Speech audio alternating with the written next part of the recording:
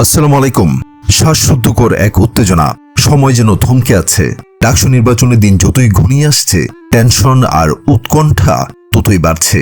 দেশের বিভিন্ন বেসরকারি সংস্থাগুলো এই ঐতিহাসিক নির্বাচন নিয়ে একের পর এক জরিপ চালাচ্ছে। একটা কথা মনে আছে তো, দীর্ঘ কয়েক বছর পর যখন ডাকসুতে নির্বাচন হয়েছিল, তখন ক্ষমতাসীনদের সব হিসাব নিকাশ উল্টে দিয়ে ভিপি হয়েছিলেন নুরুল হক নূর। এরপর আবার বন্ধ হয়ে যায় নির্বাচন। আমাদের দেশে একটা অলিখিত নিয়ম আছে, রাজনৈতিক সরকারের আমলে ভিন্ন মতের বা ভিন্ন দলের কেউ নির্বাচন করে জয়ী হবে এমন সম্ভাবনা প্রায় থাকে না বললেই চলে। কিন্তু ডক্টর মোহাম্মদ ইউনূসের এই অন্তর্বর্তীকালীন সরকারে যেন এক নতুন ইতিহাস লেখা হচ্ছে। ঢাকা বিশ্ববিদ্যালয়, জাহাঙ্গীরনগর বিশ্ববিদ্যালয়, চট্টগ্রাম বিশ্ববিদ্যালয় এবং রাজশাহী বিশ্ববিদ্যালয় সবখানে এখন উৎসবের আমেজ, উত্তেজনা আর টেনশন। প্রতিটি রাজনৈতিক দলই তাদের সর্বশক্তি দিয়ে ঝাঁপিয়ে পড়েছে জয়ের জন্য, কারণ এবার কোনো দলই এককভাবে আধিপত্য বিস্তার করতে পারবে না বলে ধারণা করা হচ্ছে। কিন্তু প্রশ্ন একটাই, 9 তারিখে ভোট, কে হবেন জয়ী? ইতিমধ্যে ঢাকা বিশ্ববিদ্যালয়ের ডাকসু নির্বাচন নিয়ে মানুষের আগ্রহ, টেনশন আর প্রশ্ন সবকিছুই যেন আকাশ ছুঁয়েছে। কে হবে পরবর্তী ছাত্রনেতা? দর্শক, আজ আপনাদের দুটি প্রতিষ্ঠানের জরিপের ফলাফল শোনাবো। এরপর আরো কিছু গুরুত্বপূর্ণ বিষয় নিয়ে আলোচনা করব, যা হয়তো আপনাদের চিন্তা ভাবনার মোড় ঘুরিয়ে দেবে। প্রথমে আলোচনা করতে চাই ন্যারেটিভ নামের একটি বেসরকারি সংস্থার জরিপ নিয়ে। তারা সরাসরি ঢাকা বিশ্ববিদ্যালয়ের শিক্ষার্থীদের সাথে কথা বলে এই জরিপটি পরিচালনা করেছে। বিশেষ করে যারা আবাসিক হলে থাকেন, 13টি হলের 10টি ছেলেদের এবং 3টি মেয়েদের হলের শিক্ষার্থীদের মতামত এখানে প্রাধান্য পেয়েছে। তাদের রিপোর্টটা কি বলছে, আসুন একটু দেখি। ভোটের আগ্রহ ও সুষ্ঠু নির্বাচন নিয়ে 84% শিক্ষার্থী বলেছেন তারা ডাকসুতে ভোটাধিকার প্রয়োগ করবেন, আর যারা ভোট দেবেন তাদের 87% মনে করেন নির্বাচন সুষ্ঠু ও নিরপেক্ষ হবে। প্রার্থী বাছাইয়ের মানদণ্ডে 82% ভোটার বলেছেন তারা যোগ্য প্রার্থীকে দেখে ভোট দেবেন। 74% শিক্ষার্থী মনে করেন ব্যক্তিগত পরিচয় নয়, বরং যোগ্যতা দেখে ভোট দেওয়া উচিত। নেতৃত্বের গুণাবলী দেখে নারী ভোটাররা পুরুষদের চেয়ে নেতৃত্বের গুণাবলীকে আরো বেশি গুরুত্বপূর্ণ মনে করেন। 58% ভোটার প্রত্যাশা করেন যোগ্য প্রার্থীরা ব্যক্তিগত জীবন, একাডেমিক কাজ এবং সাংগঠনিক দায়িত্ব একসঙ্গে সামলাতে পারবেন। যাদের ভোট না পাওয়ার সম্ভাবনা রয়েছে, তার কারণ হিসেবে শিক্ষার্থীরা যেসব বিষয়ে উল্লেখ করেছেন সেগুলো হলো ব্যক্তিত্বহীনতা, মাদকাসক্তি, অশ্লীলতা, চাঁদাবাজি, দখলদারিত্ব, সন্ত্রাসী কর্মকাণ্ড, ছাত্র নির্যাতন, গণরুম, গেস্ট রুমে টর্চার, জোর করে মিছিলে নিয়ে যাওয়া, ধর্মবিদ্বেষ, বদমেজাজ এবং ক্ষমতার অপব্যবহার। এখন দেখা যাক ভিপি পদে কে এগিয়ে আছে, ভিপি পদে কোন দল বিজয়ী হবে। এই প্রশ্নের উত্তরে অংশগ্রহণকারীরা বলেছেন ছাত্র শিবিরের ঐক্যজোট প্যানেল সাদিক কায়েম 32% ভোট পাবেন, স্বতন্ত্র প্রার্থীরা পাবেন 20% ভোট, ছাত্রদল পাবেন মাত্র 7% ভোট।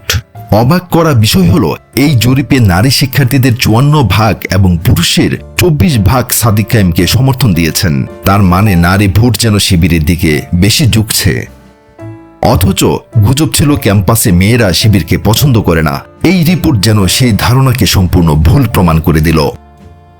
এই রিপোর্টে ন্যারেটিভ নামের একটি সংস্থা ঢাকা বিশ্ববিদ্যালয়ের মধুর ক্যান্টিনের সামনে সাংবাদিক সম্মেলন করে পুরো রিপোর্টটি প্রকাশ করেছে। এরপর রয়েছে আমেরিকান আরেকটি সংস্থার জরিপ। তাদের রিপোর্টটি শুনলে আপনারা হয়তো আরো বিস্মিত হবেন। 94.8% শিক্ষার্থী ভোট দিতে আগ্রহী, বাকি 5.18% শিক্ষার্থী আগ্রহী নয়। ভিপি পদে 24.7% শিক্ষার্থী এখনো সিদ্ধান্ত নেননি কাকে ভোট দেবেন, বাকি 75.3% শিক্ষার্থী সিদ্ধান্ত নিয়ে ফেলেছেন। সিদ্ধান্ত নেওয়া শিক্ষার্থীদের মধ্যে আবু সাদিক কায়েম শিবির 41.9%, শামীম হোসেন স্বতন্ত্র 16.5%, আবিদুল ইসলাম ছাত্রদল 13.9% এবং উমামা ফাতেমা স্বতন্ত্র 8.8% ভোট পেয়েছেন। লক্ষ্য করুন, স্বতন্ত্র প্রার্থী শামীম হোসেন ছাত্রদলের প্রার্থীর চেয়েও বেশি ভোট পাচ্ছেন। জিএস পদে কাকে ভোট দেবেন তা ঠিক করেছেন 66.1% শিক্ষার্থী।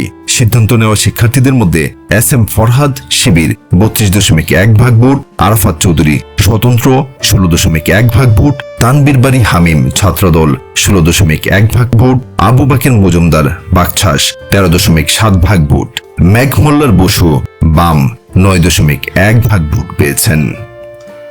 এজিএস পদে কে এগিয়ে? এজিএস পোতে কাকে ভোট দেবেন তা এখনো ঠিক করতে পারেনি 40.8% শিক্ষার্থী। সিদ্ধান্ত নেওয়া শিক্ষার্থীদের মধ্যে মহিউদ্দিন খান শিবির 52.9% ভোট, জরিপের সর্বাধিক ভোট।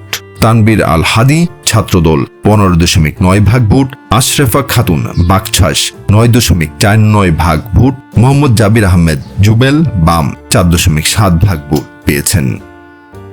এই দুটি জরিপ থেকে আপনারা নিশ্চয়ই বুঝতে পারছেন বাতাস কোন দিকে বইছে।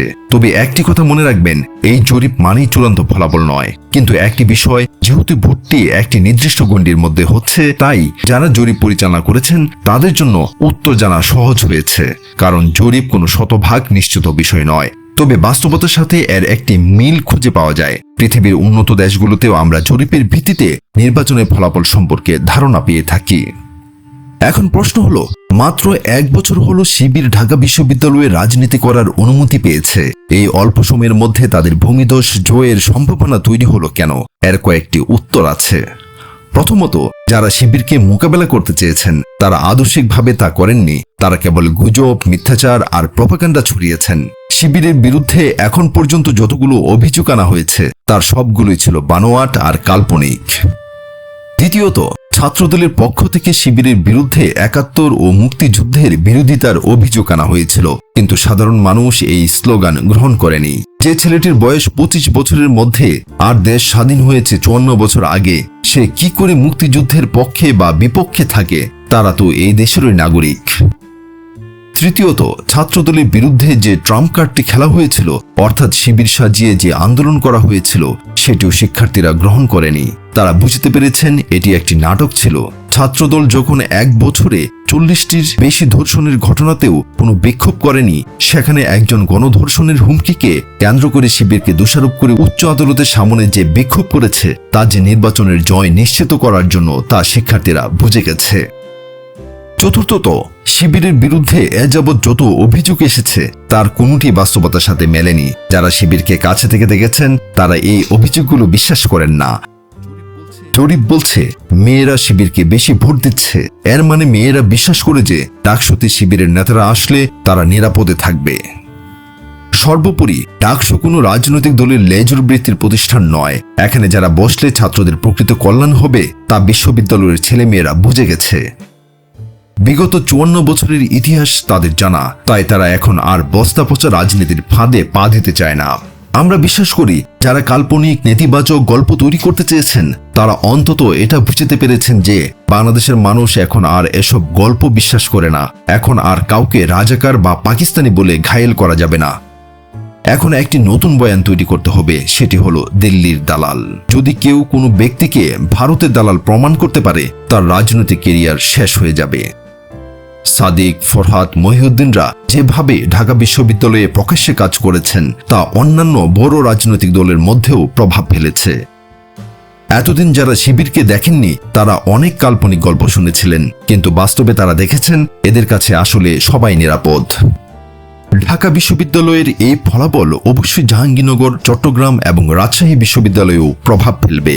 এবার কেন জানি মনে হয় এইবার ছাত্র সংসদ নির্বাচনে বড় ধাক্কা খাবে আমাদের বিএনপির অঙ্গ সংগঠন ছাত্রদল। কারণ তারা নিজেদের কোনো নতুন বয়ান তৈরি করতে পারেনি যা শিক্ষার্থীরা গ্রহণ করবে। যদি এই নির্বাচন সুষ্ঠু ও নিরপেক্ষ হয়, এটি সারা দেশের জাতীয় নির্বাচনের প্রভাব ফেলবে। শিবির যদি মাত্র 1 বছরই ডাকসুতে জিতে যায় তাহলে ধরে নেবেন জামাতের জন্য এক বড় ইতিবাচক বয়ান তৈরি হবে। কারণ শিবির যদি একবার ডাকসুতে বসতে পারে তাহলে তাদের কর্মপদ্ধতি দেখে বিশ্ববিদ্যালয়ের ছাত্ররা আগামী ভোটের জন্য আর চিন্তা করবে না।